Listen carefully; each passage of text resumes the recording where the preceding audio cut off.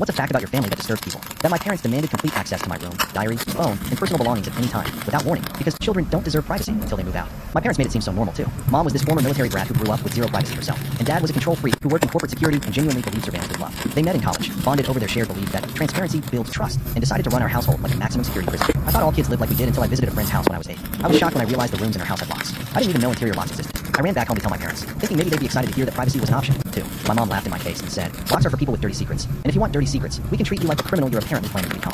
My dad added, children who ask for privacy are usually planning to do something that would shame their family. When I asked when I would earn that privilege, my mom said, never, because we'll always be your parents and you'll always need supervision. I let it go for a while, but when I was 13, I wanted to check my texts and I resisted because I'd just been talking to a friend about a boy I liked. All hell broke loose. Mom ripped the phone out of my hands and sent me to my room, where they barged in 20 minutes later and loomed over me like I was on trial. It seems we need to clarify the rules of this household, Dad said, pulling out a typed list. Number 1, we have the right to search your room, belongings, and body whenever we want. Number 2, we will read your diary and discuss your inappropriate thoughts with you. Number 3, all communication will be monitored and attempts at privacy result in total communication loss. Number 4, you will submit to questioning about your thoughts and feelings to ensure proper development. When I started crying and asked why they didn't trust me, Mom said, children who crave privacy are hiding things that prove they're unfit for independence, and your behavior proves you're not ready for basic privileges. My dad said, we're protecting society from what you become without proper monitoring. Living under this surveillance was suffocating because their inspections were deliberately humiliating. I would come home to find my room torn apart, with my mom holding my diary, reading entries out loud. Listen to this pathetic entry about sadness. She's developing victim mentality instead of resilience. My dad installed software that sent him copies of every text and would interrogate me. Why did you tell Christine you were annoyed with us? Do you enjoy complaining about people who sacrifice for you? The breaking point came when I was 16 and they found a note from my boyfriend, who was going through a health crisis, telling me he loved me. My mom called it evidence of sexual deviance, and my dad scheduled a meeting with my school counselor to discuss my inappropriate relationship patterns.